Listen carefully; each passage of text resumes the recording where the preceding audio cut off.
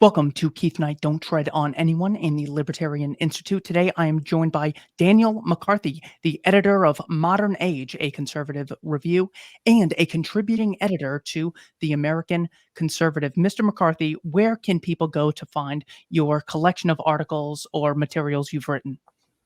Well, you can go to modernagejournal.com if you'd like to see my work at Modern Age, which I edit as well as write for. You can also follow my work at creators.com, which is the Creators Syndicate. I have a weekly syndicated newspaper column, and you can find it collected on that website. You can also find my syndicated column at Chronicles Magazine or at the New York Post, a number of other outlets. And I write for here and there and everywhere, so the American Conservative, the University Bookman, all kinds of outlets. But generally, if you will follow my account on X, which is at Tory Anarchist, so on the platform formerly known as Twitter, at Tory Anarchist, you can follow my not only Twitter feed, but also all the articles that I write and promote on that platform. Terrific. Can you please explain the principal difference between people on the left and the mindset of people on the right? Well, that's a nice big question to start off with. I think the left of today in the 21st century is characterized by two things. One of them is a belief that existing institutions of almost all kinds, whether it's capitalism and property rights, whether it's the inheritance of Western civilization, the Christian religion, whatever the case may be, there's a tendency on the left to believe that these elements that have come down to us from the past are holding us back, and they are preventing us from achieving all human happiness and sort of peace and love and harmony. And so that's the premise. The premise is that the past is a burden upon us. The answer they provide to that burden is to say, well, what we need to do is to create an institution or a set of institutions that are able to free us, to liberate us from the burden of the past. And the institutions that they put their support behind tend to be institutions like the federal government and its regulatory apparatus, but they also tend to be institutions like higher education, which is going to free our minds from all the ideas that we have inherited from our ancestors. It's, in many cases, the mass media, especially the prestige media, the elite media. These institutions are going to provide information which the left expects citizens will then use to, always vote against Republicans, vote for Democrats, vote for progressives, vote for people from the left. But then progressives are often, people on the left are often shocked when it turns out that all of these institutions are not welcomed by ordinary people, and that ordinary people often feel as if these institutions are in fact run by a new elite that does not have the best interests, of ordinary people at heart. And they think that this alienation that ordinary people feel towards the institutions of power that the left dominates is itself a byproduct of all of the wrongthink that we have inherited from the past. So you would think if they were just pure Democrats on the left, they would say, look, if the people don't like what you're offering, then you can't continue offering the same thing. But progressives, people on the left, don't really have that view. They actually think we are correct, no matter how few of us there are. If the public doesn't accept our views, that's neither here nor there. That just shows that the public is wrong. And really what we have to do is get the public to accept our views. And we're going to do that through the means of education and through a lot of nudges and incentives, and in some cases outright coercion even, which are going to herd the people, change the way they think, and then they will affirm the things we want them to affirm. This whole picture that I painted is really, kind of set out very effectively in Jean-Jacques Rousseau in The Social Contract. And I think most of the left since then has been a fading echo of Rousseau. And Rousseau is actually, he's an evil genius, but he is a genius. He really does understand human nature very well. And the modern left is still trying to work through some of the insights that Rousseau had. And if you could briefly explain the mindset of someone on the right, how do they see the world? Yeah, well, the right is exactly the opposite. The right says, actually, all the good things that we currently enjoy in life are as a result of the things that have come down to us. That it would be, counterproductive for us to get rid of our inheritance, because in fact, that's what makes us free. That's what makes us prosperous. That's what makes us, people who know how to live good lives. If we get rid of the things that have made civilization successful, you're going to have an unsuccessful civilization. The left says if you get rid of those old things, you're going to have a more successful civilization, and the right says you're actually not going to have. You're going to have a less successful civilization or no civilization at all. Now, this means that the right, tends to support a whole variety of institutions which are besieged in the 21st century. Sometimes that might be the nuclear family. Sometimes it might be traditional religion. Sometimes it will be, 19th century kind of independent proprietorship of businesses and economic activities. All of these things might wind up being part of a right-wing coalition because they're all trying to preserve something about the past that they think was absolutely essential to creating what's been successful about our civilization and our country. Today, we are going to discuss Murray and Rothbard's 1992 speech, A Strategy for the Right. For those unfamiliar, Dr. Murray and Rothbard was an economist at the University of Nevada, Las Vegas, someone who I have learned a great deal from with regards to philosophy, economics, and libertarianism.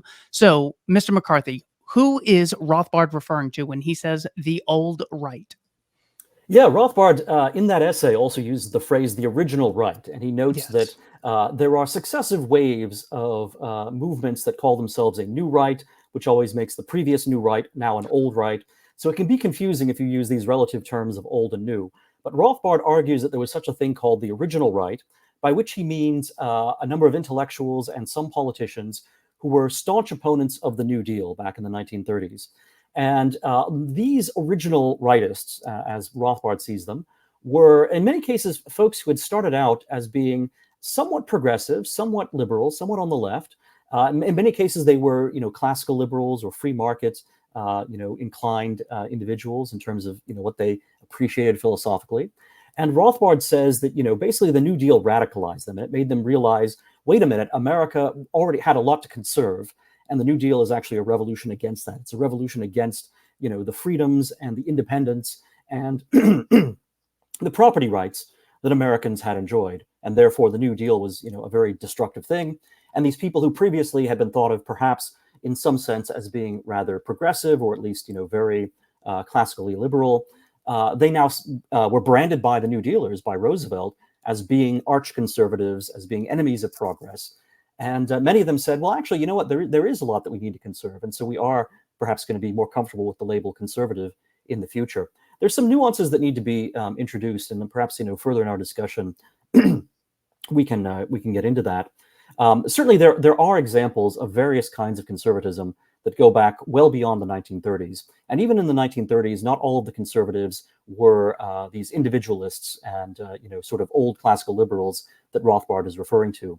Some of the particular individuals that Rothbard has in mind and that he names in his essay are Albert J. Nock, who was a sort of brilliant, cantankerous essayist and a self-proclaimed anarchist. He, in fact, didn't even like to identify as anything like a liberal. He thought of himself as actually being in the tradition of radicalism, and he was, an individualist anarchist.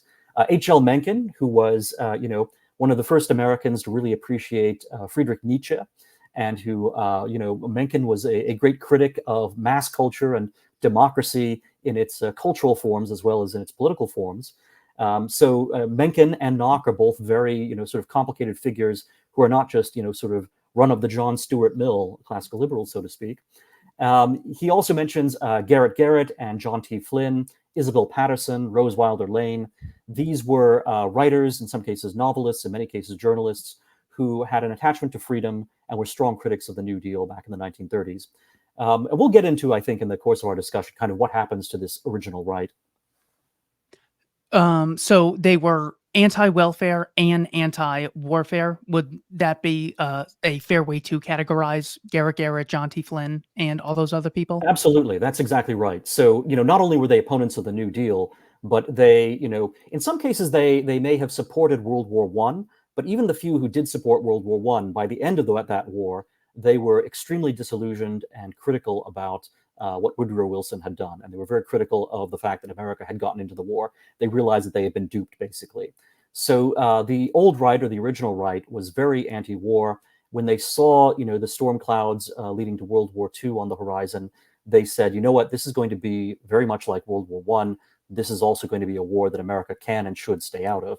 So the old right was very anti-war, as well as being against the welfare state and against the New Deal. And then after World War II, many of these old right figures, especially the ones that we've named already, they continue to be quite skeptical of or opposed to the idea of fighting a Cold War with the Soviet Union.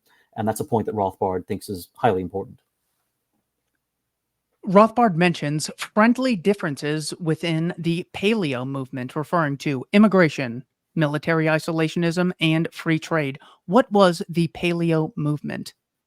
Yeah, so the paleoconservatives basically emerge as a movement in the late 1980s.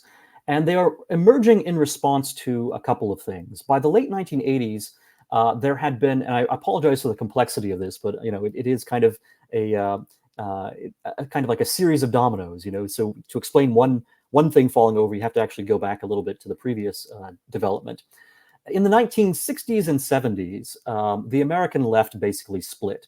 And there was a new left, which was, in many cases anti-war, but it wasn't just anti-war. It was often anti-Western. It was also anti-Israel. It was, beginning to adopt, the ideas of kind of multiculturalism and what we would now call wokeism. That new left started to emerge. And then a lot of the old Cold War left, which had supported, American Cold War actions, it became very alienated from this new left and decided to start migrating into the Republican Party and start identifying itself as being more conservative. The interesting thing is, though, these formerly Cold War liberals who became what's called neoconservatives, they never actually liked the old right. Not only did they not like the old right that Rothbard is talking about, they didn't even like the old right, or the slightly less old right of the Barry Goldwater era of National Review and of Russell Kirk and thinkers like that. The neoconservatives basically thought that the conservatives who came before them in the 1950s and 1960s were either too libertarian or too traditionalist, that they were not sufficiently open to the possibility of a conservative welfare state, and that they also had too many isolationist or non-interventionist instincts. The neoconservatives, because they had been Cold War liberals all along, they wanted America not only to continue being a Cold War, active power, but they also, at the end of the Cold War, said, you know what, let's keep going. Let's go on and build, kind of worldwide, liberal democracy or social democracy. Let's export that to every corner of the planet through military force, as well as through regime change by means of propaganda and covert action and other things. Well, all of this sort of neocon takeover of the American right in the 1980s, especially by the late 1980s, this was really shocking to anyone who remembered what the right had been before the neocons took it over. And that included not only folks who still were loyal to the memory of Barry Goldwater and folks who were loyal to the memory of Russell Kirk was still alive in the late 80s and early 90s. So, but people who were still loyal to him were very shocked and appalled by the neocons. And so were folks who had started to rediscover what Murray Rothbard calls the original right. So there were both libertarians and traditionalists who saw the neocons as being in favor of basically worldwide, military interventions to promote, the worst aspects of not just the American, sort of liberal welfare state, but in the case of the paleoconservatives, they also didn't like, some of the idea of promoting American-style capitalism or corporatism, really, to the world as well. So an issue like free trade became one of the key, hotspots or trigger points for people like Pat Buchanan, for example, in this era. So the paleoconservatives, they tended to be opposed to globalism, by which they meant not only foreign intervention, but also free trade. And then they also were very restrictive when it came to immigration. So the neoconservatives thought everyone all around the world is basically already an American and is just waiting for our bombs to liberate them from these oppressive institutions in their own countries that are preventing them from realizing their full Americanness. Well, if the neocons had that view, they also thought if we just open our borders to the whole world, that's also just going to bring in more people who will be good Americans. And maybe even they will be better Americans than these other Americans who are already here, who have been corrupted by the legacy of American conservatism and in some cases the original right. So you can see why the neocons, why I think of them as being just like today's left. They think that the legacy of the past is what's holding back the entire planet from enjoying the benefits of liberal democracy, and that force and revolution must be used to change institutions all around the world. And they also think that Americans here are guilty of wrongthink, that too many people in small towns don't have a sufficiently progressive cosmopolitan attitude, as the neocons would define it, and therefore they have to be re-educated, and manipulated by the same instruments that the left uses. Murray asks, who is the agency of social change? Which group may be expected to bring about the desired change in society?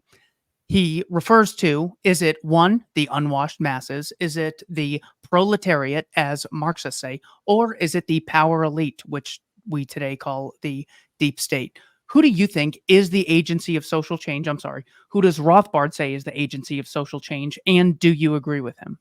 Yeah, Rothbard says it is the people who are now called the deplorables. So they are the people who are shut out of the institutions of power. And I think he's basically correct about that, at least in terms of the mass base or the popular base for any kind of resistance to not just the left, but also to the entire kind of administrative state apparatus, the deep state, and so forth.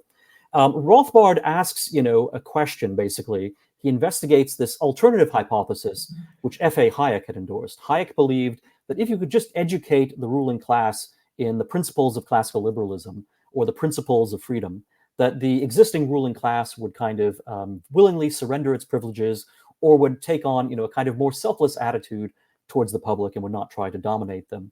And I think Hayek was a little bit naive in terms of, what the actual self-interest and, plausible psychology of the ruling class was going to be. So yes, when you give the ruling class the ideas of classical liberalism, the ideas of liberty and libertarianism, what does the ruling class actually do with them? It simply finds a way to adapt those ideas for the service of that ruling class itself. So Rothbard's right. You need to go for the people who are outsiders, the people who are, actually actively rejected and attacked by and oppressed by the establishment. And he's been proved right. I think he's been vindicated by the rise of Donald Trump. It's not because Donald Trump is either a great paleoconservative philosopher or certainly not a great, sort of Rothbardian libertarian, but Trump is someone who understands instinctively that you need to connect with this, base of Americans who are being, shut out from power and actually being demonized. These people are the ones who can, help to elect someone who actually is going to disrupt the system. And with Trump, a lot of it is an instinctual disruption. It's not, again, that he's someone who studied Murray Rothbard, who studied, Paul Gottfried or Sam Francis. He's just someone who instinctively understands how the power structure in Washington and in, the financial world, how it works and what's necessary in order to shake it up. There is a general theory referred to as the iron law of oligarchy, and I've seen people both on the left and right. Of course, the left always talks about these institutions, education, healthcare. This should be decided by the people, not just a few elite. Even Steve Bannon said, the problem is the Federal Reserve, which piqued my interest, to which he said, the problem is you only have a few elites running this. It's the people who need to be in charge of the central bank. However, there's an iron law of oligarchy, which simply says all complex organizations, regardless of how democratic they are when started, eventually develop into oligarchies, since no sufficiently large and complex organization can function purely as a direct democracy. Power within an organization will always get delegated to individuals within that group, elected or otherwise. What are your thoughts on the iron law of oligarchy? And is this something that just makes, if this law is real, then all of leftism is completely irrelevant to anything we should consider? What are your thoughts on this? Well, I think the left, would find the iron law of oligarchy inconvenient in terms of its rhetoric. So the left wants to say that all of its agenda is actually the people's agenda. And of course, this goes all the way back to Rousseau. Rousseau says basically all of these ideas that are Rousseau's own ideas about reshaping society, he says these are going to be the ideas of the general will. Well, who speaks for the general will? Apparently Rousseau has nominated himself. It's a little more complicated than that, but that's the gist of it. That's the bottom line. And likewise today, I think, a lot of progressives would say, well, they do say that, they want to defend democracy and that they stand for, the people themselves. But in fact, obviously this is a self-appointed left-wing progressive elite, which, has its own agenda that most Americans have never heard of, or that most Americans would find bizarre, or perhaps, something they want to oppose. But most Americans are just politically disengaged. They're not, they're not the ones driving all of these initiatives. Instead, the people who are driving these left-wing progressive ideas are, at the intellectual level, the universities and the law schools, and at the political level, they are the Democratic Party itself and the various, apparatus of the progressive movement. Now, for the right, there are problems here as well, because if you are a right-wing populist and you're talking about giving more power to the people, the iron law of oligarchy would seem to say, well, you can't really do that. I think the one thing that does, it doesn't completely negate the iron law of oligarchy, but it does limit the damage of the iron law of oligarchy. The one thing that helps is federalism and decentralization. So it's true that, any kind of large organization is going to be run by, a kind of small elite. But the answer to that is to have smaller organizations, including smaller political organizations. Now, the reason why I favor, and I like to use the word federalism, rather than a kind of secessionism that would break everything down into the smallest possible political units, is that I think there actually is a lot of truth in, to be derived from the experience of the ancient city-states, for example, in Greece, and also from the city-states of Renaissance Italy, in terms of if you have too small of a political polity, political community, you're going to have a constant struggle between the few and the many, which is going to lead to a kind of cycle of revolutions. Tyrants will occasionally emerge in order to side, usually with the people against the few, but sometimes the other way around. And also these very small units have a hard time defending themselves if they get attacked by empires or by barbarian hordes from abroad, or by any number of larger external forces. When they succeed in defending themselves, they do so in the way that Athens did, kind of building an alliance system to fend off the Persian Empire. And this is told, in Herodotus's histories. You can build an effective coalition among city-states that can repulse a big empire. But when you do that, you then wind up with another problem, which is that some of the powers, some of the cities that were most important in that old coalition are now in a position to bully the people who were their junior partners in that coalition. And that's basically exactly what the city-state of Athens does after defeating the Persians, where suddenly the Athenians are demanding money from their allies, and when the allies aren't paying up, they're pressuring them and then attacking them. So you get into this kind of civilizational war, the Peloponnesian War in Greece, as a result of a coalition, an alliance, which starts to turn into an Athenian empire. It's one of the most amazing contradictions that I've come across with the left. They say monopolies are really bad. They lead to higher prices and lower quality than you would otherwise get under more competitive circumstances. And then they say Washington, D.C. should have a complete monopoly over the lives of 330 million strangers. Anyone who even talks about secession is basically George Lincoln Rockwell or Jefferson Davis. It's like, you just said monopolies were bad and now you're afraid of competitors. It's just unbelievable. I love what Rothbard does. He sort of starts introducing you to this strategy when he talks about John C. Calhoun's disquisition on government, summarizing it as the very fact of government and of taxation creates inherent conflict between two great classes, those who pay taxes and those who live off them, the net taxpayers versus the net tax consumers. The bigger government gets, Calhoun noted, the greater and more intense the conflict between these two social classes. The reason I brought this up is every time we hear this is the most important election of our lifetime, well, as the government keeps growing, it's now the most important election ever because the government's that much bigger. And in 4 more years, it will be the most important election because the state keeps growing, and this is increasing the conflict within society. My question is, when it comes to conservatives, people on the right who value civilization over barbarism, shouldn't they see the state as the central cause of conflict in society? Well, if Calhoun and Rothbard were completely correct, that would be the case. The trouble is that the state comes into being in the first place as a result of somebody's interest. And at that point, we're talking about before you have someone who's in a position to use the apparatus of the state to take taxes, for example, from other people. So the state, is a thing that evolves as a result of the interest of people who already have something they want to protect, usually property. And you can see this historically, in the Middle Ages. You can see it in the development of the modern nation state. Karl Marx talks about the state being the executive committee of the bourgeoisie. He sees it as being an extension of the class interest of the leading bourgeois. Now, Marx, of course, is not someone with whom we typically agree, but there actually is a lot of precedent, even in John Locke, and certainly going back to the classical world, for saying that you're going to have a pre-existing power elite, which decides it wants to start creating a state in order to protect, first of all, the power that it already has.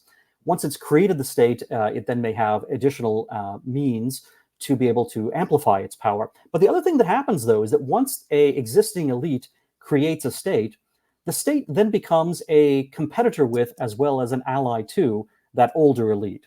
And I think that's what explains things like crony capitalism, for example. So yes, there are businesses, there are economic interests that want to maintain the state, that get a lot out of it. But then there are others who are victimized by the state and really would like to be independent of it. One of the things Murray Rothbard always noted was that, in fact, corporate America is often an enemy of American liberty, an enemy of capitalism, an enemy of free markets, precisely because this power elite knows how to use the state to its own advantage.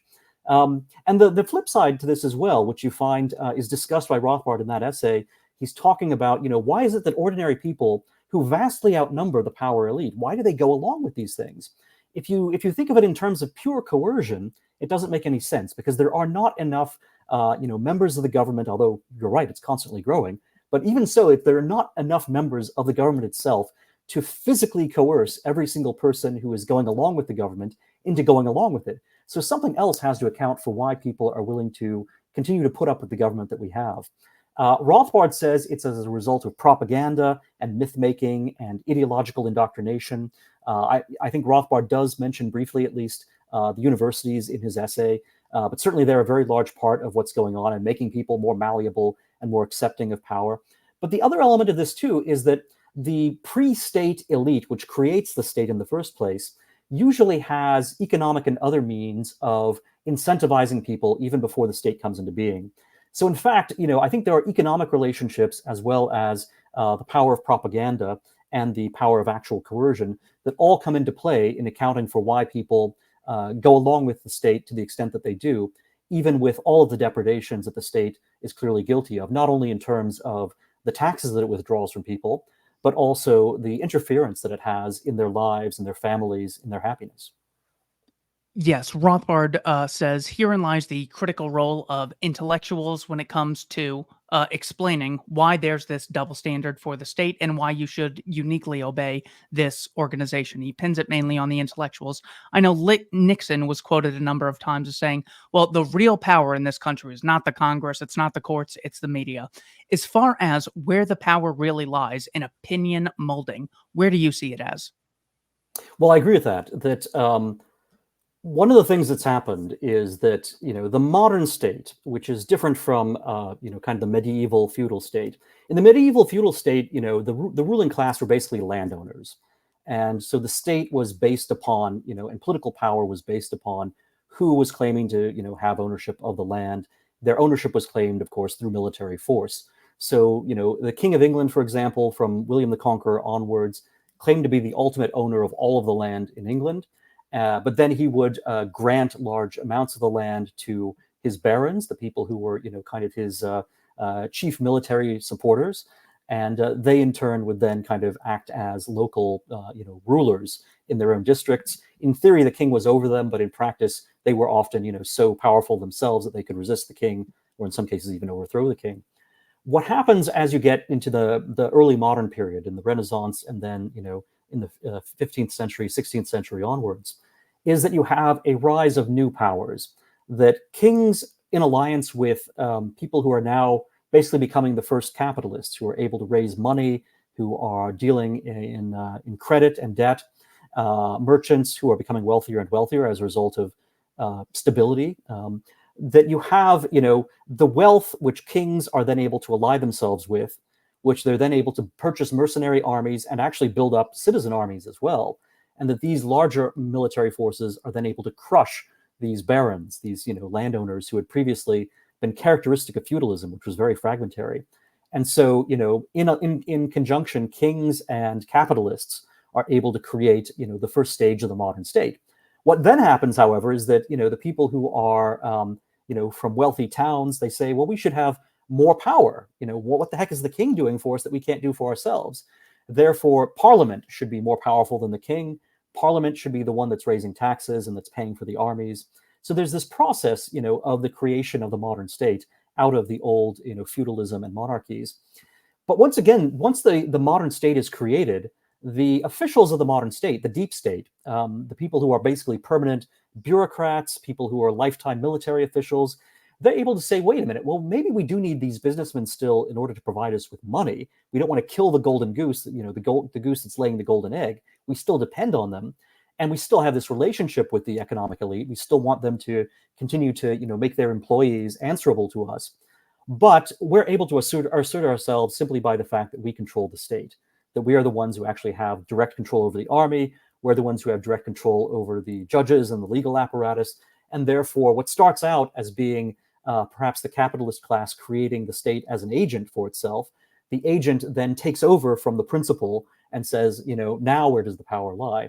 And I think that's kind of basically what we see, throughout the modern era, is that the state tries to kill its own father in a way. It's got an Oedipus complex. It wants to slay the capitalists who built it and, create itself as an independent power. And of course, this recapitulates what had happened, at the end of the Middle Ages, where basically the kings destroyed their own barons and made alliances which then ultimately proved fatal to themselves. That's where we are now, is that the state, especially the permanent, sort of administrative apparatus, is trying to tear itself free even from the, sort of centers of wealth that had once been so essential to maintaining the state's power. Rothbard's final word on intellectuals is intellectuals, academics, and the media are not all motivated by truth alone. Economic interests, as well as their interests in prestige, power, and admiration, are wrapped up in the present welfare, warfare state system. This is his discussion on the unholy alliance between intellectuals and the state. The intellectuals need the reliable income, and the prestige, the state needs its intellectual defense. The other strategy Rothbard talks about as being used, but something he doesn't support, is the Fabian freedom strategy, where people assume the Fabian socialists basically slowly nudged people like George Bernard Shaw, slowly nudged the British government into growing and growing and growing. They didn't make their demands explicit. They sort of started off small and slowly but surely, as a wolf in sheep's clothing, brought the British state to socialism. There are people who say, well, we should just do the same exact thing in the opposite direction. What does Rothbard say is the shortcoming to this strategy, and what are your thoughts? Yeah, Rothbard says there's an asymmetry here, that basically, people like George Bernard Shaw and the Fabians were only trying to convince the British government to do things that the British government already wanted to do. So the interests of the folks who already had power were aligned with those of the Fabian socialists. The Fabian socialists were just a lot more sophisticated and perhaps more far-sighted about where they were going to take society. But the natural, incentives that the ruling class already had were going to point them in the direction of consolidating, expanding their power anyway. Rothbard says the problem with trying to do this in reverse is that, of course, those incentives are the opposite. The people who have power, they had every reason in the world to listen to the Fabian socialists who were telling them to take more and more and keep expanding. They have every reason in the world to reject the people who are telling them stop expanding and, in fact, give up your ill-gotten gains, give up your power. So it doesn't work in reverse. There are some complexities. Intellectuals, they want, Rothbard's exactly right. They do want money and they do want influence. They really want prestige. There is, libertarians and conservatives often talk about, the natural inequalities among people. People have different talents. Different talents lead to different performance in the workplace, which then leads to different economic outcomes. And this would be true even in the most fair possible system. So even an anarcho-capitalist would say, inequality is part of human nature in terms of outcomes. And, you can't complain about that. That's the just way things should be, because people are different. They have different interests. They have different abilities. It's also the case that people have differences in terms of ambition.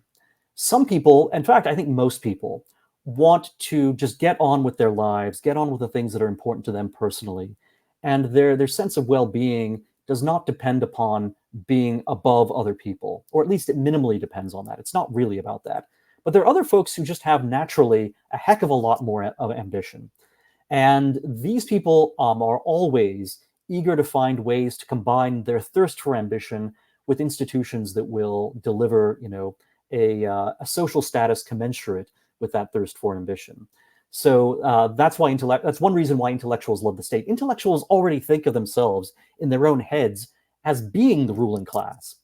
And it really irritates them. And Rothbard, gets at this and is quite right.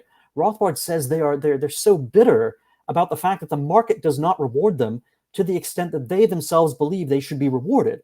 They think everybody should be falling at their feet and fawning over them and saying these intellectuals are the best thing. They're literally God's gift to humanity. And yet people are not giving these intellectuals all the money that you would expect to come with that kind of worshipful status. So the intellectuals want to ally with the state, they want to support the state, and they want to, insinuate themselves into the state so that they can enjoy the status that they think is appropriate for the ambitions that they have and for the genius they believe they possess. So the arrogance of intellectuals, and this, sometimes even libertarian intellectuals can be co-opted by this, and they often are. And then again, even the language of freedom, even the rhetoric of freedom can be corrupted and put to the use of the ruling class and the state because, ambition is something that, allows you to turn people in a very corrupt direction. Rothbard says, therefore, in addition to converting intellectuals to the cause, the proper course for the right-wing opposition must necessarily be a strategy of boldness and confrontation, of dynamism and excitement, a strategy, in short, of rousing the masses from their slumber and exposing the arrogant elites that are ruling them, controlling them, taxing them, and ripping them off. How does Rothbard say we could inflame the passions of the masses in such a direction? This is where Rothbard is very excited by the potential for populist politicians, especially right-wing populist politicians, to basically galvanize a movement against this whole state apparatus and the whole, the deep state, not only in government itself, but also in the academy and in the media and sort of throughout, the establishment. So, by having a populist politician who goes out there, the politician may not have a theoretically very good ideas. I mean, that's a separate question. But simply by, saying, what, not only does the emperor have no clothes, but the emperor is actually trying to steal your clothes or is trying to kind of set fire to your own home. That kind of, rhetoric, that connects with the people because the people already know that that's true, or at least millions of them know that. And yet they can't find someone to express it. They certainly can't find representatives of the ruling class who are going to say things like that. And that's one reason why Donald Trump is the phenomenon that he is. He comes from outside of politics. He's wealthy. You'll often see critics say, oh, Donald Trump must be a complete fraud because he's wealthy. He went to the Wharton School of Business. He, is clearly part of the elite himself. That's true in certain respects, but he is... he's confident enough of himself that he is willing to annoy and outrage and scandalize everyone within his own class. And in some ways, that may be a result of a certain ambition or arrogance on Trump's own part, but that's actually kind of a healthy counterpart to the whole systematic ambition and the whole systematic arrogance of the entire ruling class. So Trump is a mutant branch of the ruling class in a way that is causing trouble for all the rest of them by basically saying, what, all these other people who have my kind of background, they're all frauds and they're all causing massive damage to this country. They're getting us into endless wars. They can never win any of these wars. These wars are killing Americans. They're also killing people in other countries. They are, just damaging, and they're threatening civilization itself. There's a possibility of World War III. This is stuff that the American elite really doesn't like to say. It never says it, and it doesn't even like to hear it. It is absolutely subversive to have someone like Donald Trump going out there and talking about these kinds of ultimate stakes involved in American politics. And then, of course, Trump says the same thing about how we're being ripped off by China. We're being ripped off by our own elites. This is revolutionary rhetoric, basically, coming from Donald Trump. Murray Rothbard anticipated that. He could see someone like Pat Buchanan as an early example of that kind of right-wing populism. And Rothbard thought we need a lot more of that in the future.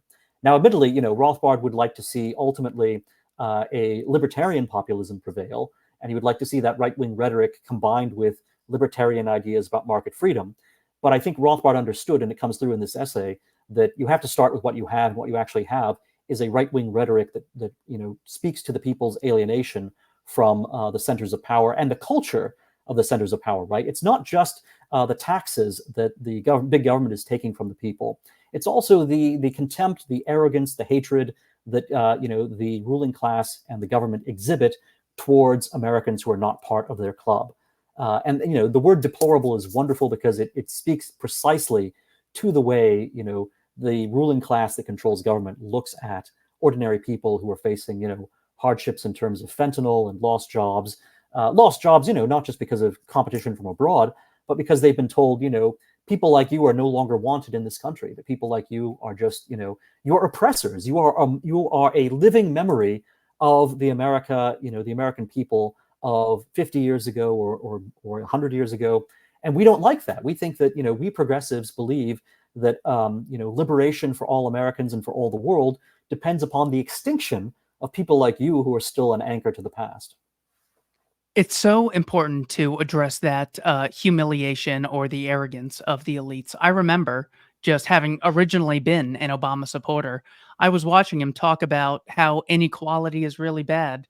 And I'm doing this on my couch, and I'm just like, is there anything more unequal than me going to college, exhausted, not making money?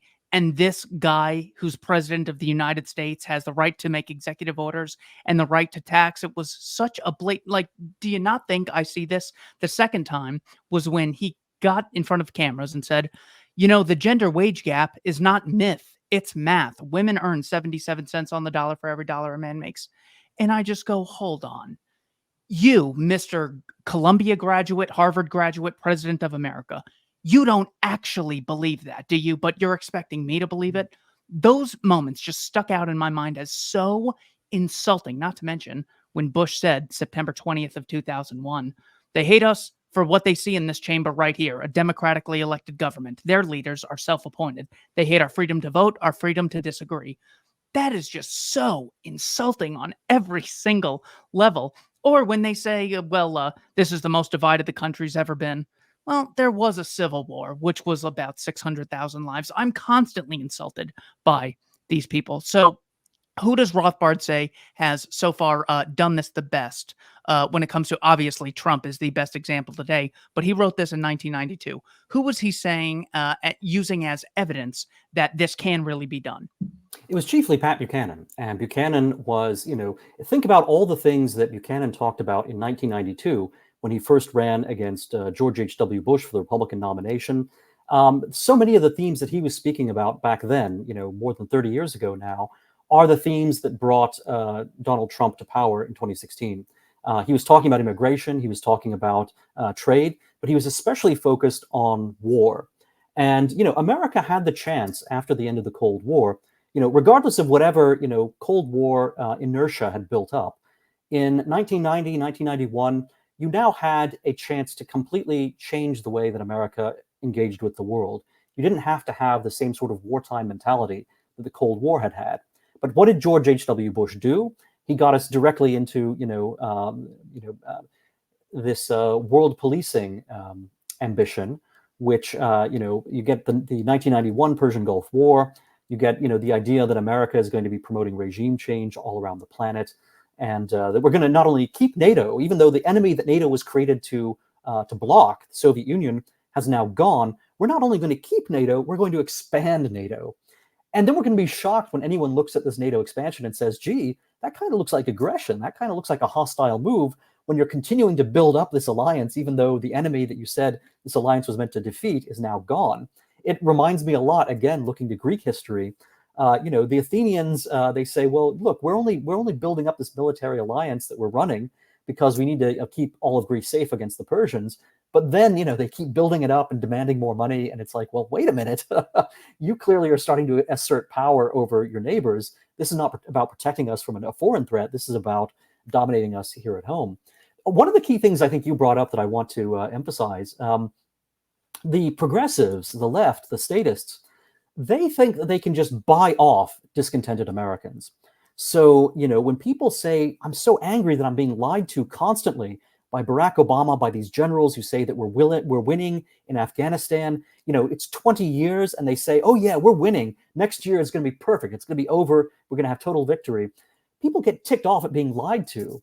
And even if those people are, receiving a check in the mail from the government, as happened during COVID, or if they're, getting welfare benefits or whatever, they still know that their dignity as human beings is being insulted by these people who lie to them and these people who really can't disguise their contempt and their hatred for them.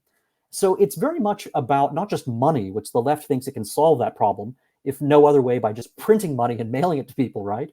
But it's also about human relationships and the fact that the left has this, such blinding contempt and such obvious contempt for other people that these other people say, you know what, I don't care if, if I need the money you're giving me through Social Security or through Medicare.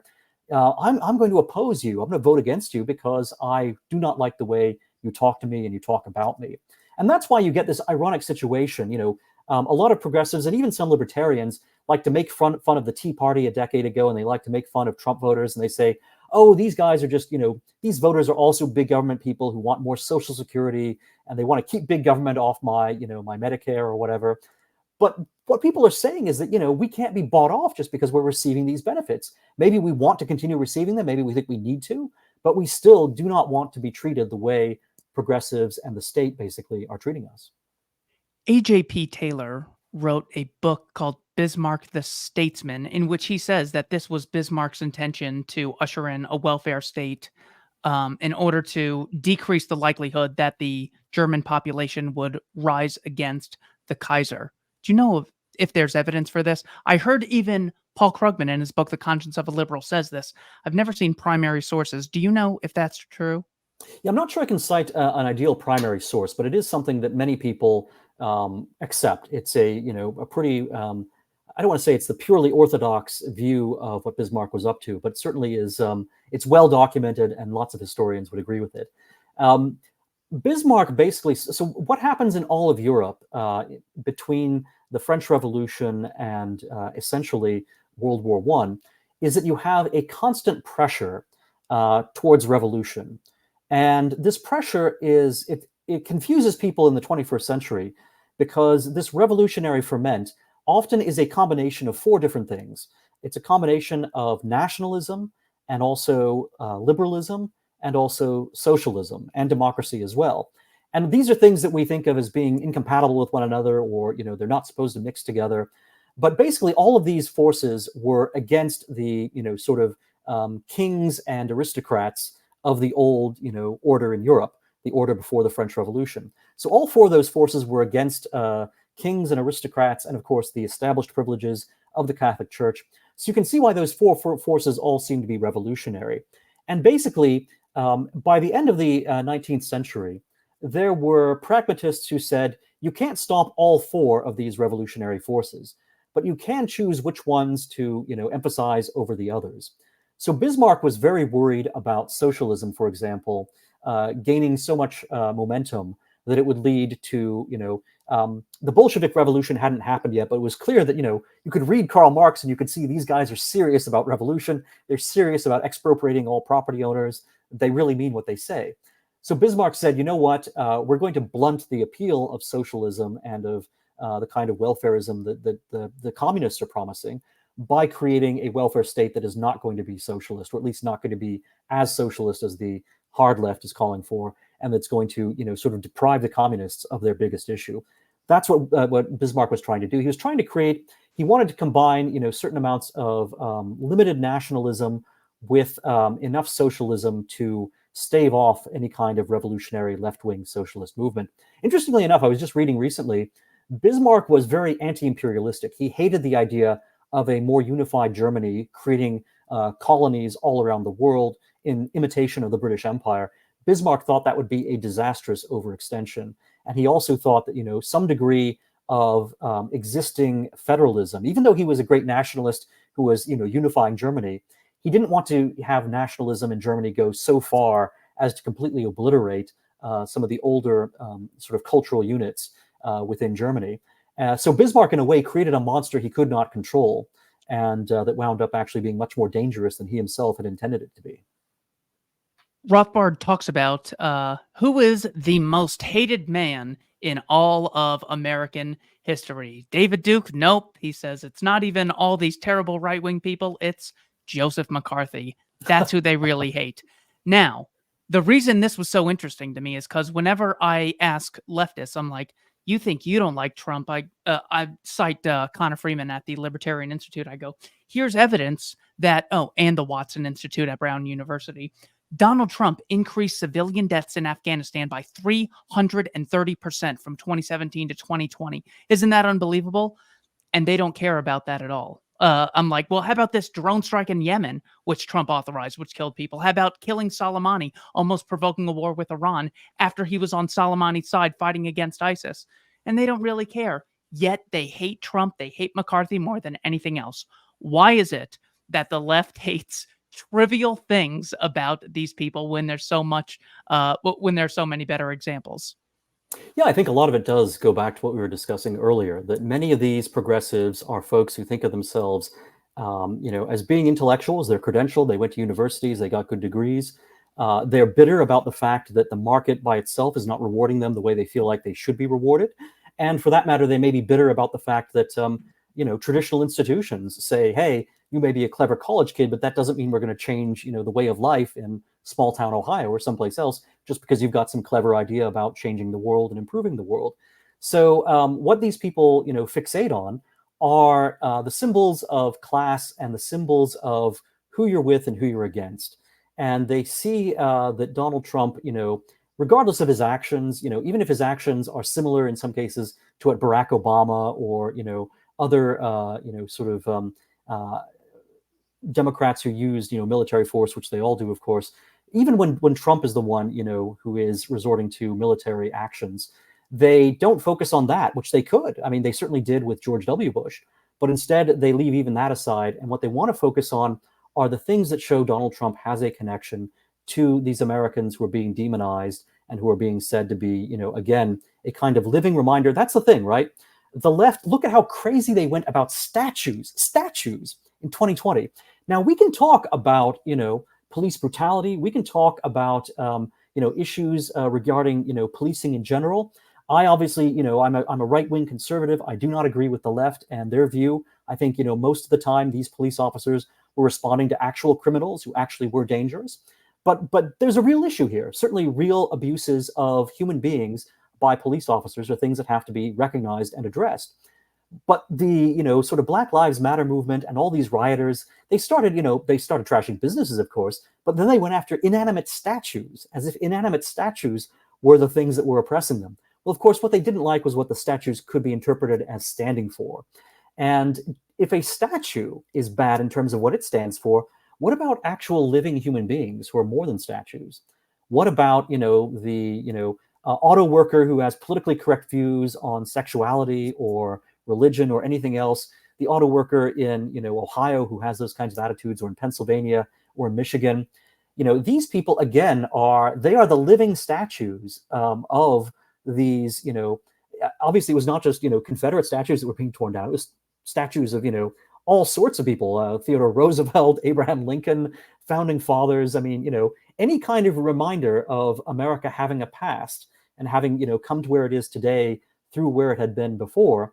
That is something the left wants to destroy. It really is. I mean, again, it seems so cliche to invoke George Orwell in 1984, but look at the whole logic of the story that Orwell is telling in that book. The thing with cliches is that you become so used to them, you forget their original truth. With 1984, go back and reread it and look at how Orwell is saying the destruction of the past is the key to controlling the future and basically depriving people of any sense of who they are and how they can resist you. And the left, feels exactly that way. And it wants to destroy not only the symbols of the past, it wants to destroy the memory of the past through indoctrination. And it also wants to destroy, any populations that still remind people of America, with the kind of workforce that it had, for example, in the mid 20th century, as opposed to the 21st century. So the working class and, white people, Christians, all these groups, they're hated not just, for what would be considered racist reasons. That's certainly an element of it. But there's also this fundamental idea that these groups all represent the past, and it's fundamentally the past that progressives hate, they want to destroy, and they want to, have a blank slate with which to create something new that they think is going to be much better. But in fact, what they're driving us to is, not a left-wing utopia, but a condition of, sort of chaos, crime, unhappiness on the part not only of the people who are being taxed and who are being called oppressors, but also it's funny how much unhappiness there is even in the ruling class. You look at how many progressive women who vote for the Democratic Party, how many of them are on powerful psychoactive medications because they're so personally unhappy and so personally disturbed. the left wing is creating, I think, a state and a society that is profoundly unhappy, profoundly troubled, profoundly racked by divisions and by crime. And yet they want to create even more of that by getting rid of the old sources of stability. Yes, and for all the BLM advocates watching, trying to expand their worldview, I keep trying to ask you guys, men are 95% of those killed by police. Doesn't this prove discrimination? Please, I'm begging for an answer for you people to enlighten me.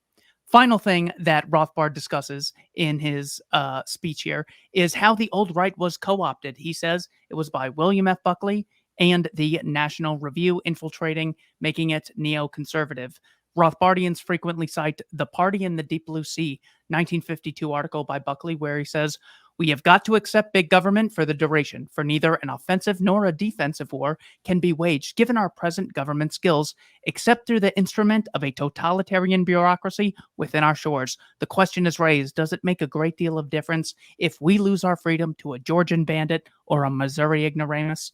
What is it that we should know about how National Review and the neocons replaced the old right?"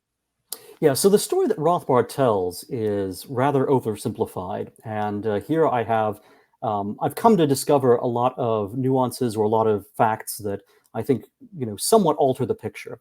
So Rothbard says that there is a sharp discontinuity between what he calls the original right and then the Cold War right that was largely coalesced around National Review. There actually, however, was an organic transition. You had a lot of figures who were non-interventionists during World War II, who later became much more supportive of the Cold War and of interventionism when facing exclusively the Soviet Union and the idea of an expanding communism, especially an expanding communism in China. So people like Henry Regnery, for example, would fall into that category. There were even people who were closely associated with H.L. Mencken and with Albert J. Nock, who had the same sort of evolution. There's a guy that no one's ever heard of called Paul Palmer, who is actually referred to a couple of times in some of Rothbard's work, and Rothbard praises him because basically he was kind of a lesser known member of the old right or the original right. But Palmer actually, even before the end of World War II, is starting to become a Cold Warrior and is starting to say that the Soviet Union is a different kind of threat than just sort of national border disputes and invasions going on in Europe or elsewhere. So there are a lot of people who treat the Cold War quite differently from World War II and certainly World War I. By the way, I do think there is some, and it's too much of a discussion for today's podcast, but I do think there are some valid reasons for treating Soviet communism differently.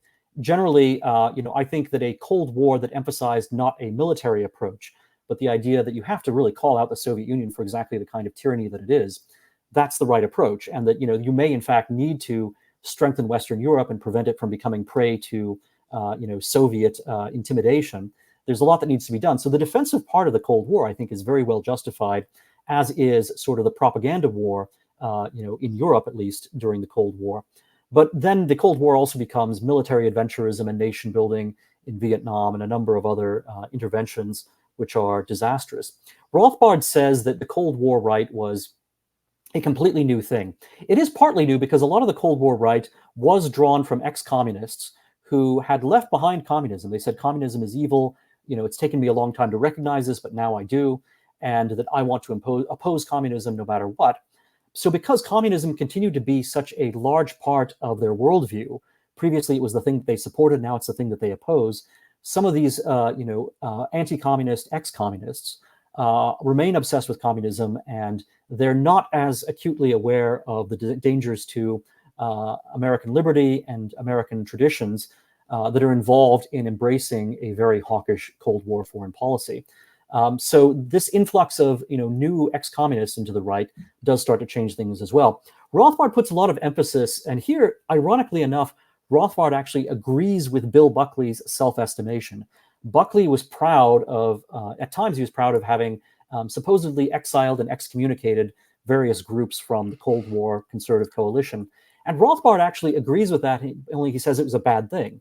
He says, Buckley got rid of the John Birch Society, Buckley got rid of Ayn Rand supporters, Buckley got rid of the non-interventionists. But actually, that story is not as true as Bill Buckley wanted it to be, and it's not as true as Rothbard thought it was either. So certainly within National Review, Buckley was not quite alone, but he was, I think, pretty much in the minority in terms of wanting to get rid of the John Birch Society.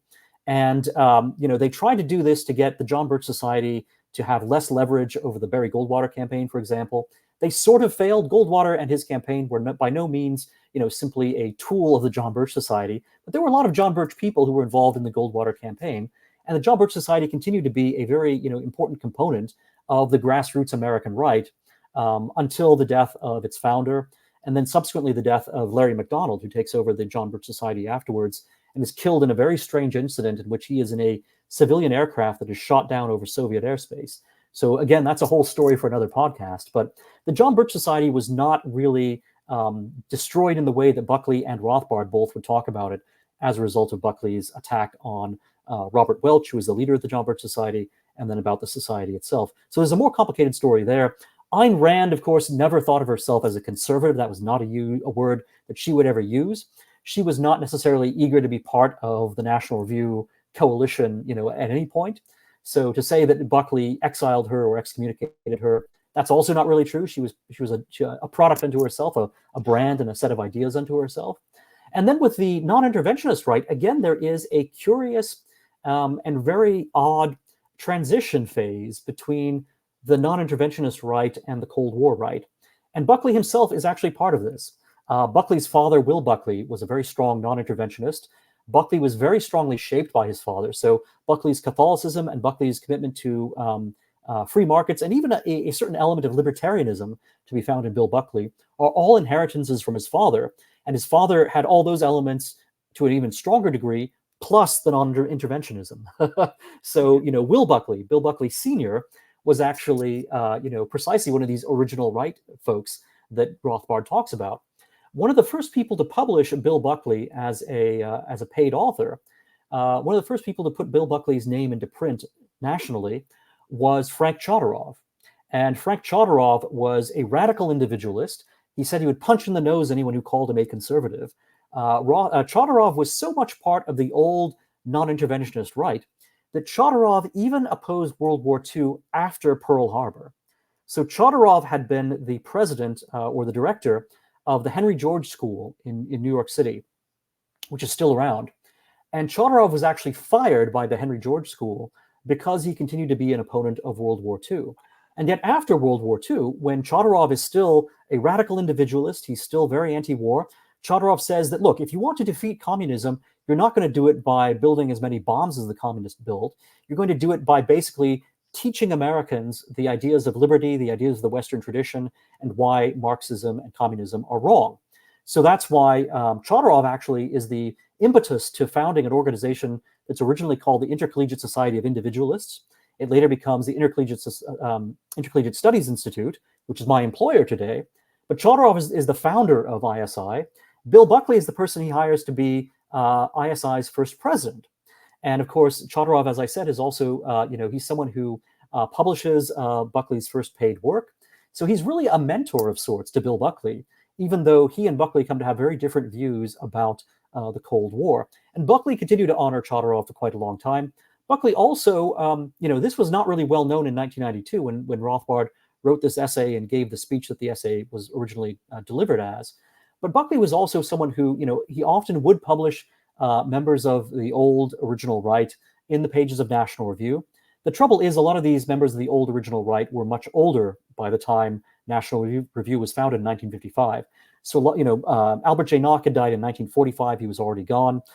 H.L. Mencken had had a stroke, so he was not publishing very much in the 1950s or really anything. A lot of folks like John T. Flynn were very much, quite old by that point. Buckley, published them sometimes. Other times he would not publish them because of disagreements on foreign policy during the Cold War. But Buckley did not try to purge them or dishonor them or get rid of them.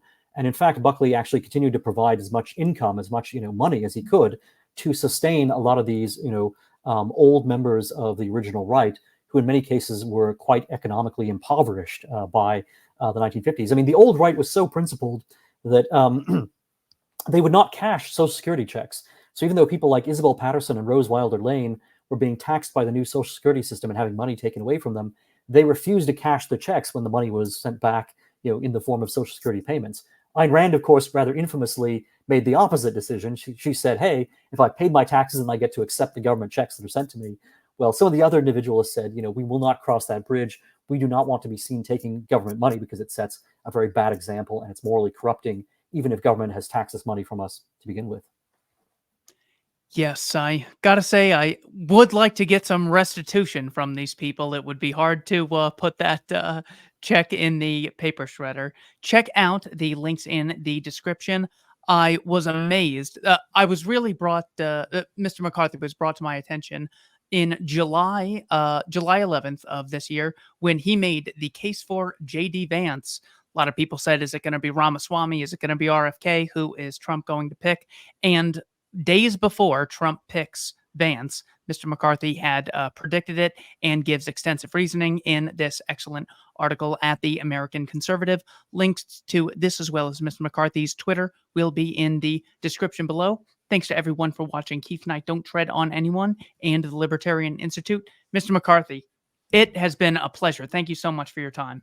Well, thank you. Not only have I enjoyed this conversation, but you've actually helped me out a lot by spurring me to go and revisit this classic Rothbard essay. I was working on something recently about class theory and libertarianism and right-wing populism.